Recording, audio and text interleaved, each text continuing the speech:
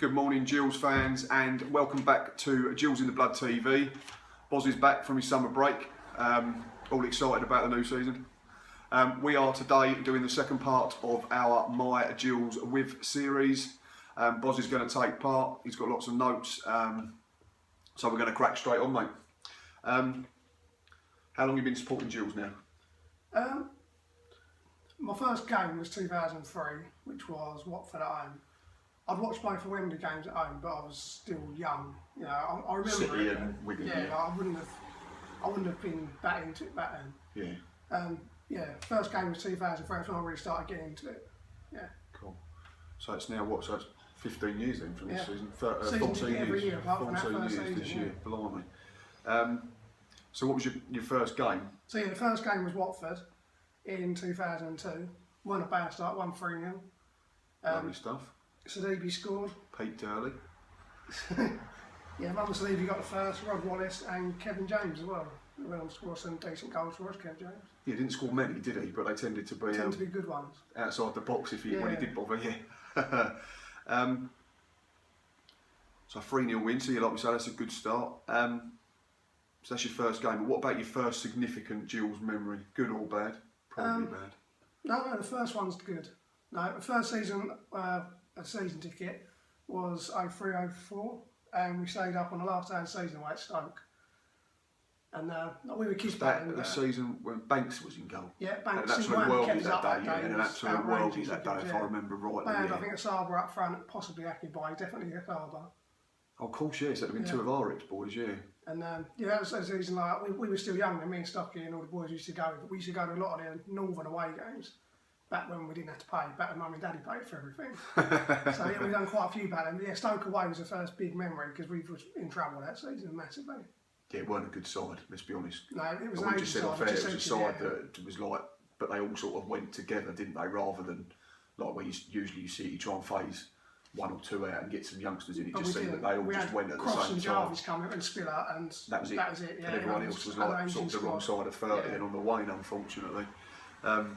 But still a good memory then. Right, we'll move on to goals. Best ever live Gills goal. This was when I spoke to Dave before. You start thinking about it and then you go, oh, I remember that one. Oh, I forgot that one. It depends on what you consider as the different types. Like Cody scissor kick, Osadavy against Berry. Not the best for quality, but. There's a thing there because you can have it in terms of significance and context as well, can't you? So you could say like something like for me, I could go like Andy Thompson at Wembley. Yeah. But it's a simple header. Exactly. In terms of what it meant, Jackson again. But in terms of what it meant, just for it being live, and because it was the early days when we were going, I went from Paul Smith home to Stoke, met it on the volley. Back then we used to score scrappy goals, and we didn't score many volleys like that. Front of the Rainham end. Yeah. Yeah, and it almost stayed in the stanchion. Yeah, one of it, as soon as you hit it, one of them you just knew. That was in the old, what kit was it? The one with the blue with the white sleeves? No, I think it was the black and blue hoops they called it, didn't they? Oh, was it? Yeah. Maybe I'm thinking another one he scored a volley then. It might have been. It was one of the two. So I think it was one with the black and blue. About 2004 or 5, wasn't it? So around about the time. Yeah, 4 or 5. The one where we stayed up. Yeah. Screamer. Paul Smith, another one who didn't score loads, but a couple of did a couple of good ones. Yeah, I remember one going back further, '98, away at Plymouth from the edge of the box, scuffed in the bottom corner. Yeah, and we had to win to take it to the last day to have a chance of getting into the playoffs. And unfortunately, I think it was Trigger at the post in the last home game against Wigan, who had Roberto Martinez playing centre midfield from, and we missed out on goal difference. But we've done that again since, haven't we? So, yeah, we've been on the wrong side of that as well. Right, on from goals, on to games. Best ever live Gills game.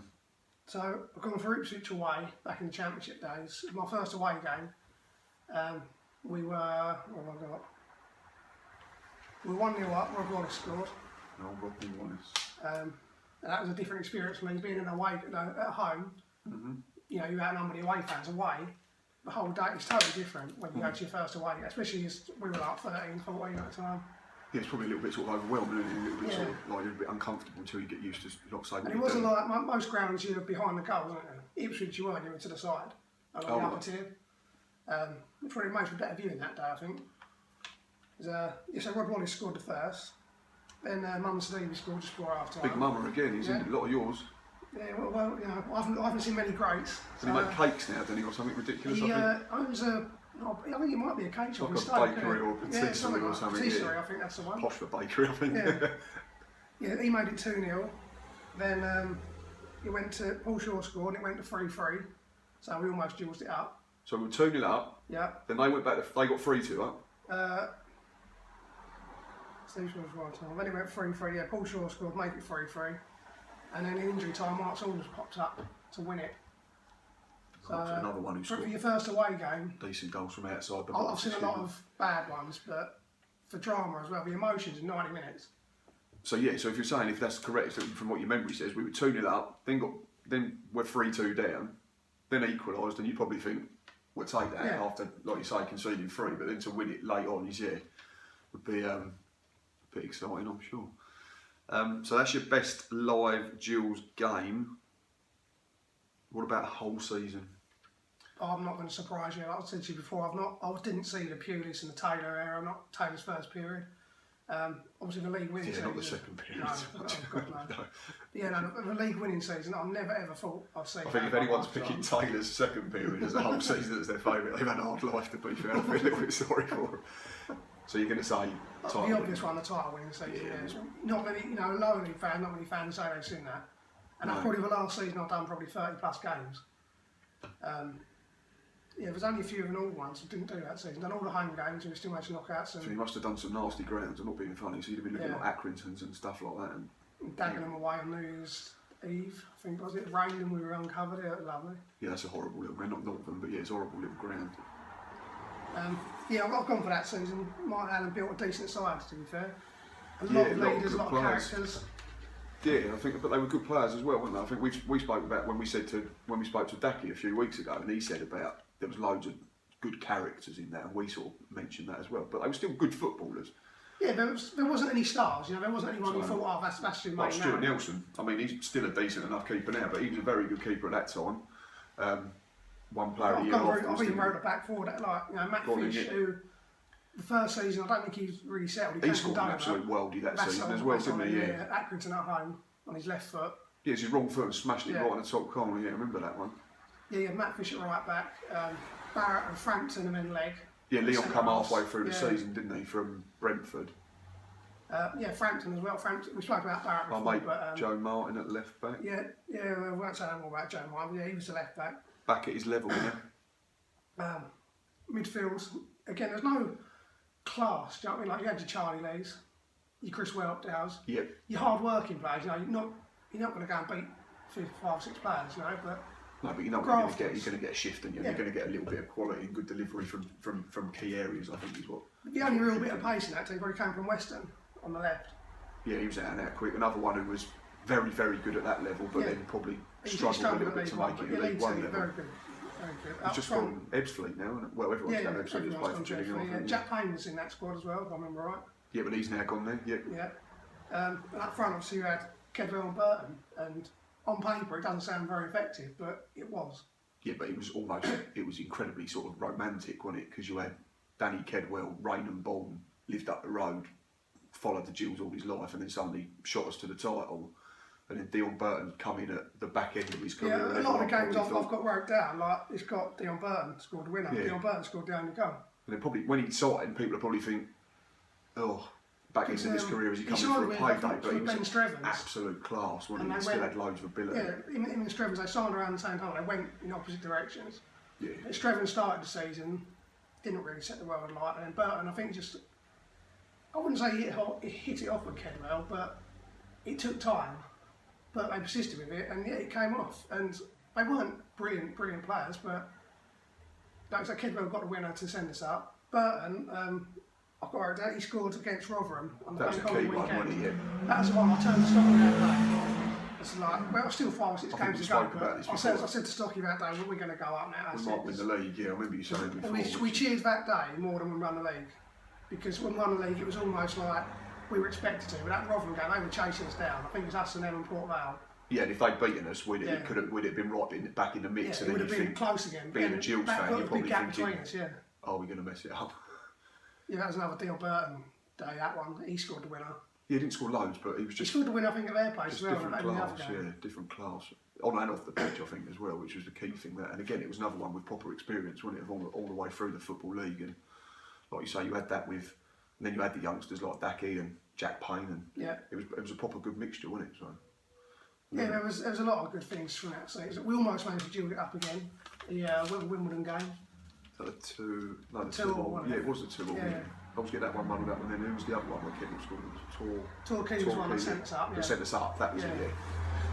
But yeah, and that was brilliant as well, wasn't it? Because it was Kedwell against his old club again. It was always like there was links in all the time everywhere. Yeah. So yeah, not a bad one to pick there, Gills fans. I've got the DVD of it as well. Yeah, we did, didn't we? Yeah, I found them, we got them, Yeah, I got that one. I watched the other one the other day, was the 95-96 one again. That's I've got that. Again, there's loads of good stuff on that. You look at that squad and you can almost compare it to that Martin Allen squad. You didn't have anyone that you thought he's going to score you 30, 40 goals a season, but the goals got spread around. Like Dennis Bailey coming and hit the ground running and he'd been playing for like QBR in the first division a few years before then, and then you had Leo, and again it was romantic, a little bit like the Kedwell one.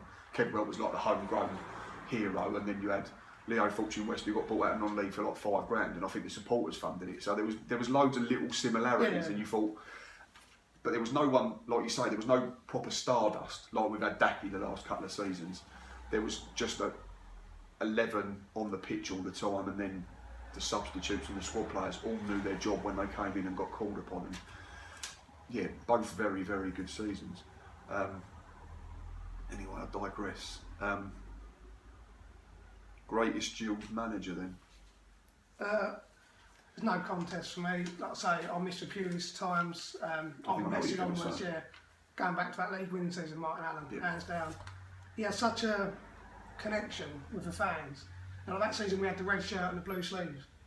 And it was the anniversary ones, wasn't it? It was the reverse of the. And he constantly, he always wear like bright blue or bright red. Like we had a couple of games of crucial like wear blue or wear red. Just little things, Like he was all like, he'd come out on the TV and he'd talk to the fans, and he would let you in as well. He'd tell you what went on behind the scenes. I remember talking to and then the first one we've done of this series with Dave, he said about his kid when they went to Cheltenham away, and he let him go and have dinner with the squad and that, and this was like a massive game, and Gills are chasing down a league title, and he's letting the kid go and have dinner with him and offer him to be mascot. And it's the little things, like you say, that generally sort of go unnoticed that make a big difference. Plus he was bloody good at his job. One thing that Edinburgh got criticised for was not clapping the fans, even when it wasn't that bad, Alan all the time. Win, lose or draw, he was there. And he had this rule as well, like, if you were booked in the first half, you were coming off at half time, and you see them all like wincing. I think Charlie Lee was a victim a couple of times. Got booked early on, got subbed off. Shocking that. Charlie Lee booked first half. But it's, little things like that. So it was like, you stay disciplined, but at the same time, don't go and lose your head. That's it, there's the warning there, so like you say, so you almost, let's play the game properly the first half, and then if we have to go and make a couple of tackles second half if needs be to drag someone down if we're 1-0 up or whatever, then happy days, but don't go and put yourself in a position where you're walking a tightrope for an hour or whatever. Yeah, he was... Daki said, didn't he, compared him to like Jose Mourinho, a lower level, because that's what Mourinho at Chelsea, I think when he first came in, he weren't scared of taking people like 1 or 2 off after half hour if things weren't going his way. When it first started happening, you're thinking, he's just like Fruit Loop here, but there's always a method to his madness, and I think Daki said as well, didn't he? It was always about deflecting the attention away from the players. Similar to what Mourinho does, like he'd come out on telly, he'd call out, was it Manish on BBC One? Yep. On the Football League show when we weren't getting much coverage, and maybe Port Vale or Rotherham were chasing us down all season. So he'd be getting it all. And they'd be getting a lot more coverage, and he'd call him out and say, we just won 3-0 or whatever, we're going to get any coverage now, and give him a cheeky smile. We said that, even like going back to a couple of seasons when we played well under Justin, didn't we? Because I think when Justin first came in, we had that, they did the feature on us, didn't they, the MK Dons home game, when Daki played Dele Alli off the park, and all our fans thought that Daki was worth 10 million. But yeah, apart from that, we seen, and then even now on the Football League show, whatever it's called on Channel 5, even when we was playing well last season before last, 15, 16, we only seemed to get like 30 seconds or something ridiculous, wasn't it? It was just... Yeah, Alan was just one, like, it was almost like a Ferguson Mourinho type thing where it's us against the rest. Yeah, siege mentality. So that's when you haven't got brilliant players and you just got grafters. That's all they need sometimes. Just give them that extra ounce. Yeah, it makes them feel 10 feet tall, I think, yeah. And it's like, in any place of work, you think your boss has got your back, you're going to give it your all. Of course, yeah, exactly. So, yeah, so not a bad season, not a bad manager. This is a tricky one now. We spoke about this off air. Cult hero in your time watching them. Doesn't have to be the best player. It could be someone who's just like... Yeah, so I've gone with Paul Shaw. Along with Chris Hope, they were the two that stuck out when I first started going. Yeah. And Paul Shaw, if you look at players now, he's almost similar to Dak type. Not so much as in like Dak will play like your 30, 40 yard passes, but he played in that number 10 role and back, Yeah, and almost then it was a little bit before his time, I suppose. Yeah, most teams were 4-4-2, strictly 4-4-2. Yeah. And we used to play him in behind, I think it was Rob Wallace at the time, and he was playing alongside Marlon King at one point as well. And you look back on them history of Gills videos, and some of the things Paul Shaw does. I watched them a load of times, yeah. Very direct as well. I think you never really see him pass the ball backwards. He had a good upbringing as well, didn't he? He was at Arsenal as a kid, wasn't he? So he had a proper grounding in the mid-90s, and I think he missed Wenger slightly, didn't he? But just before he'd left. But yeah, I think he came along at the same time as Bartram, I think, around that sort of time. Yeah, I think they were probably, they've got to be similar ages, Bartram was in the Wembley team, I'm sure was. Because where did Bartram go? Bartram went to Bournemouth from Arsenal, didn't he? Shaw went to Millwall. Yeah. Yeah. But they've had good ground. I mean, you think the players that were there, like he was learning off, were probably people like Paul Merson, Ian Wright would have been. There's players that when you get them and you think they leave too soon. Someone like a Luke Rooney, who he came through and everyone thought, this kid's got a future. Probably similar to like when Daki arrived as well. But he went too soon. I don't know. There was talk at the time of Decano getting his ear. He only went to Swindon. He didn't go to a league above us. Rooney, yes. But then there's players like your Daks, your Jack Payne, and I put Paul Shaw in that category where you think they've earned that move. They served as well, they've done their time. Yeah, he did. He played for a few sides after us, didn't he? I think he went abroad as well. Did he go Hungary or something? Ferenc Farrell, yeah. He used to be really good back in the 50s and 60s, but not now so much. But yeah, he was quality. I've got him in mind. I just did a thing on our Facebook page yesterday, greatest Gills 11, and I had Shaw in the number 10 role in front of Daki. Because, like you said, historically, lower league teams have played 4-4-2. Even in the Premier League, up until sort of the turn of the millennium, teams played 4-4-2, so you didn't really have that number 10. So in terms of that position, Gills haven't really got many people that you could put in there. And he was, obviously he was older than Daki. I think we had him when he was like late 20s, early 30s. Yeah, I think he was probably in his prime. But he was still, I think, the season we finished 11th in the Championship, I think he might have got 12 goals. He was something like 5th or 6th top scorer in the league. I bet the assist was a decent amount. You'd probably say he was involved in 20 goals plus. He wasn't like a Daki where he scored from like 20 yards. They were clever goals, a lot of them like 1-2s and finishes, one-touch finishes. Yeah, he was very clever with. He'd do a lot of hard work for strikers as well. He'll go on like 20-yard runs, and then rather than shooting, he'll just touching the Marlon King. Yeah, he's a tricky one, isn't he? Because we see that poll on social media the other day about after Cody had left, and I think they were saying on Instagram about top 5 strikers, and we asked people to name their top 5, and Shaw was the weird one because. Is he a striker? I don't think he's a striker, so I don't think you can put. Because if you look at his goal record, if you put it up against like a Cody or a Simeon or a Saba, Akinbaye, Bob Taylor, Cascarino going back further, Steve Lovell, it doesn't match up. But the way he played the game was slightly different, I think. So you have to look at all the other bits. So that's why I wouldn't class him as an out-and-out striker. But no, he was different class. You could have done with... and in the Championship, not just... If him and Dak had been around the similar sort of time, Shaw would have been a brilliant mentor for him. Yeah. Just tell him how to play the game, Yeah, that would have been nice. Yeah, and again, he deservedly got his move in the end. He went off to Sheffield United. Yeah, which was a big club at the time, Yeah, they were always challenging at the time. Fair play to a lot of players go to Sheffield United, don't we? Thinking about it. A few. Saba went, didn't he? Akinbaye played for him, didn't he? I'm not saying directly. Saba's played for him. Akinbaye, Paul Shaw. He's got to be, I'm sure there's more. I think Naira might have. So he's not he might have done there, yeah. So. Anyway, right, that's your cult hero. Now greatest ever player. Obviously, goals win your games. So it's difficult to, there's a lot. We've had some good players down the years when you think. You keep saying, I miss Pulis and Taylor and all that, but you've still seen some very good footballers, very good strikers. I mean, Matt Jarvis stands out because when he came through, like I said at the time, it was a very older squad, you know. Yeah. And he was like a breath of fresh air. And again, watching them highlights the other day, and he scored almost the same goal in consistent games. From the left. Yeah, cut inside. Far corner pin, yeah. Yeah, and when he got his England cap. And like the Ducky one against Sheffield United. Yeah, there's always links, isn't there? It's weird how it works out.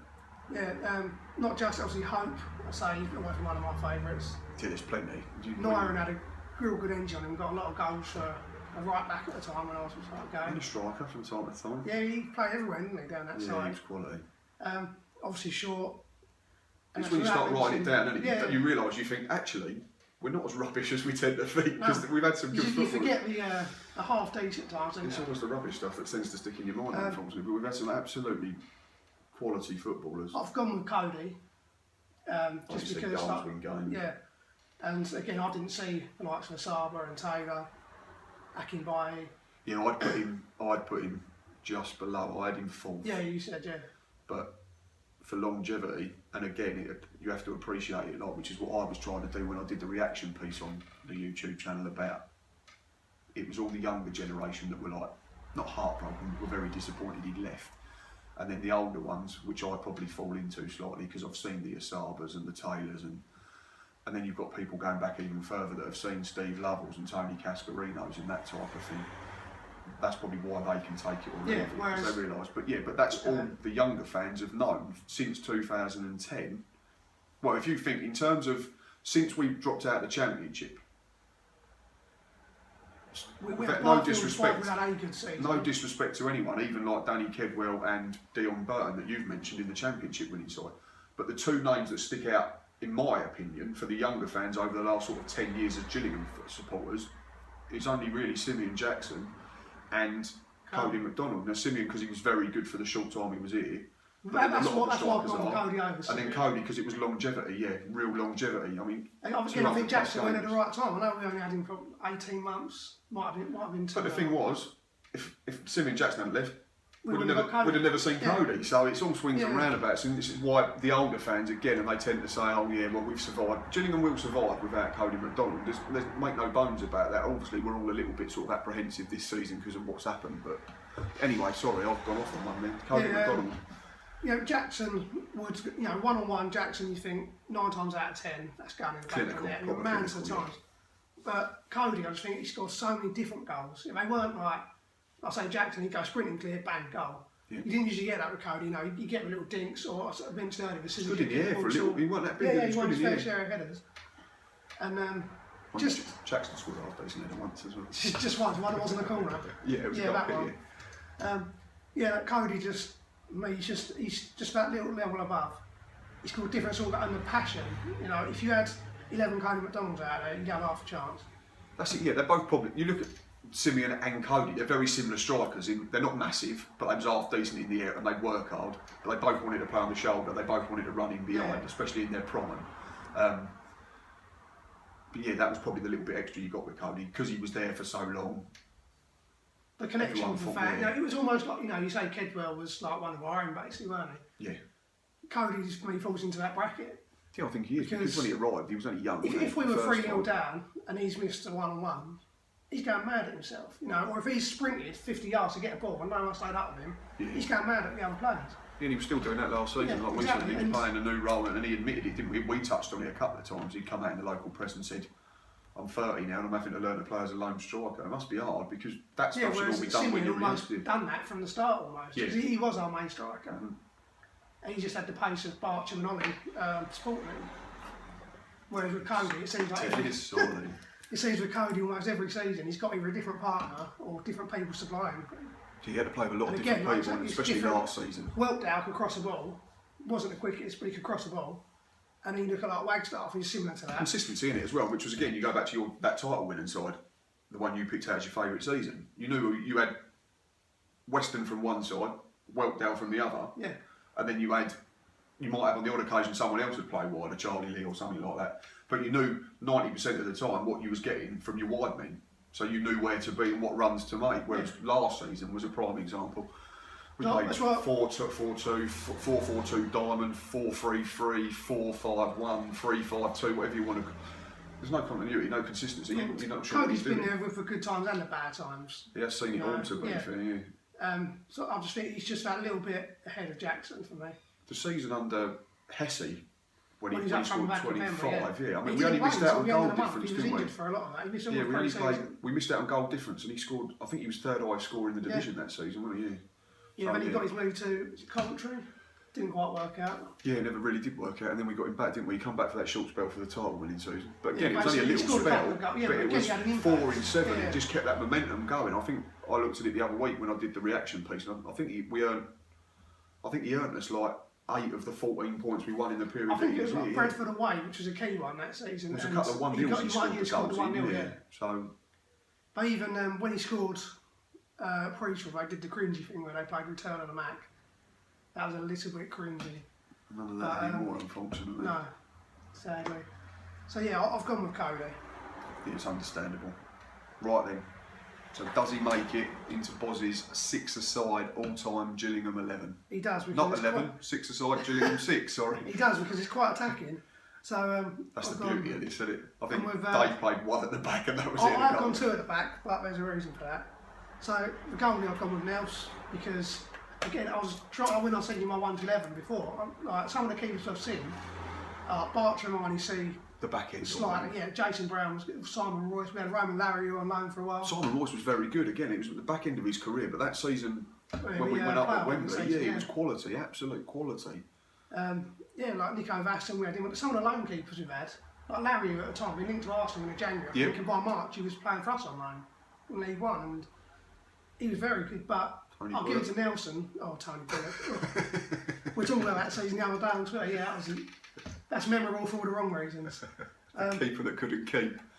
So we've gone with Nels because you could be 1-0 up or 2-1 up, and he'll go and make a fingertip saves to win you the points. The extra bit as well, and all this, and he loves the club. Yeah, again, similar to Cody. Yeah, he loves the club, and whatever people think of him now. All right, last season he was poor. He probably holds his hands up and say he's not had his best season. By his standards, but generally, I don't think he's done a lot wrong all the time he's been in. And No, he's the last member of the league winning side left. It's a role, unfortunately, isn't it? Where if you make an error, generally you can see the goal. Yeah, whereas if a striker misses a a chance, you get another one. He gets glossed over and you get another one. But if like you say, he had some real bad ones last season. Scunthorpe really effectively chucked everything in his own net. And again, going back to that league winning season, I didn't know a lot of that. Player of the year, the year after, and all, wasn't he? So. Every time a bloke gets knocked down, he just seems to come back fighting.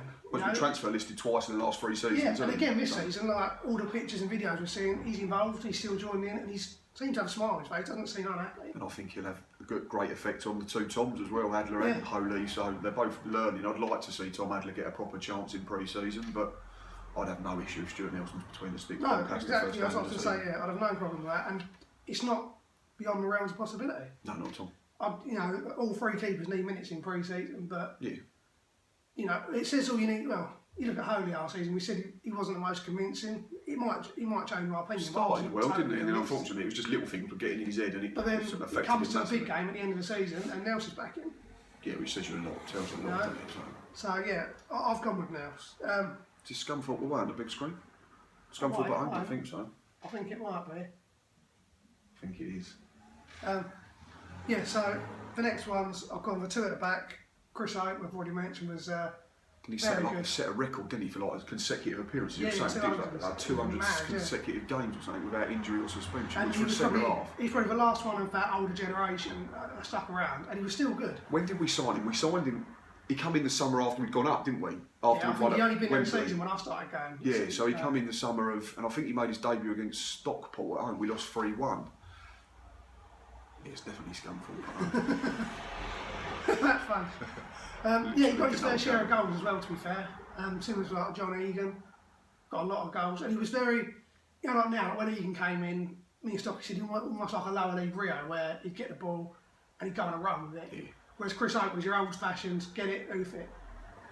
He was a proper defender still. He was still brought up in an era where defenders defended. Yeah. It's changed since then, unfortunately. I still think slightly too much, but he was absolutely super. I think he's in my all-time 11. As I'm trying to think, I played 3 at the back, so I could accommodate 2 strikers and a number 10.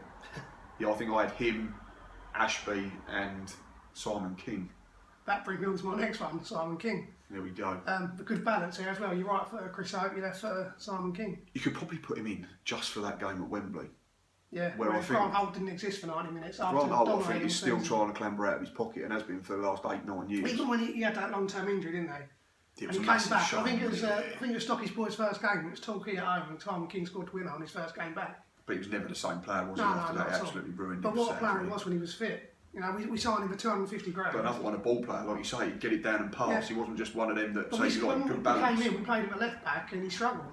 We were like, you know, back then we didn't really sign players. It's a lot of money, wasn't it? It was 250 grand. Quarter of a million, wasn't it? Yeah, from Barnet.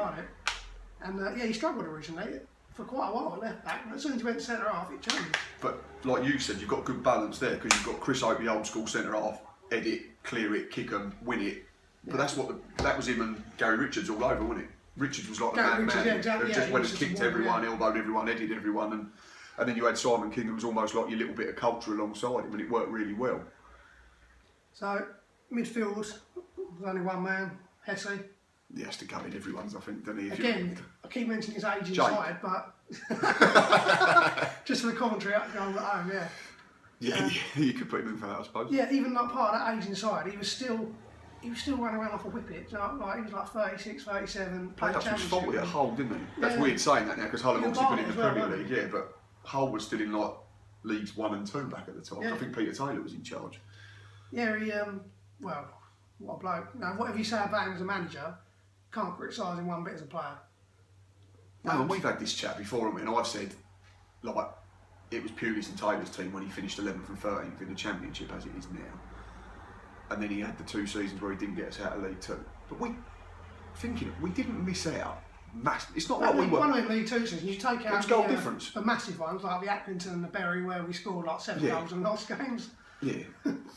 But we missed out on goal difference and by a couple of points. So it wasn't like we were like fighting relegation to stay in the Football League. He wasn't a disaster as a gaffer, but I think it was just because his reputation was so high as a manager. And I think that's why he went when he did, because he was held so highly by the fans. He was still playing, and the criticism sort of got too much for him. Like, I think he wanted to carry on playing, and he was trying to find that balance. And isn't he famous for getting sent off as a manager and then bringing himself on as a player at Forest? I think it might have been Forest. And also, do you remember MK Don's away, where the streaker ran on the pitch, and he took the streaker out? Did he rugby tackle? Yeah. Or was that Andy Reid against Forest? There's pictures on Google of him rugby tackling Andy Reid, I think. Yeah, he did. He took down the streaker at MK Don's away. I remember that. Yeah, just as a player, no nonsense. One goal. Stoke away, it's got to be in it. Yeah. I know it's just slightly before you started watching, but everyone talks about it because that helped us get to Wembley. He scored a good one away at Millwall as well, one of the first seasons. Scored a few screamers. I've said to you before, one of them DVDs that we mentioned about Bournemouth at home, we were awful that night. It was the first time Gills had ever been on Sky, and we were 1-0 down. I think, do you remember Steve Fletcher, who used to play for Bournemouth? He was absolutely massive. I think he's on the coaching staff now. I think he'd scored, and then Essie got the ball second half, it was about 20 minutes to go, and it won from about 25 yards. And it looks like a worldie from the camera angle, but it's only when you get behind it, it takes a huge deflection, flies in the top corner. But it was just Essie just dragging everyone else up. It gets similar to that bit inside Cody, you know, where if everyone else is struggling, if you've got him on the pitch, you've got half a chance. Yeah. I mean, if there's ever 2 goals to sign off with. Yeah, we weren't there.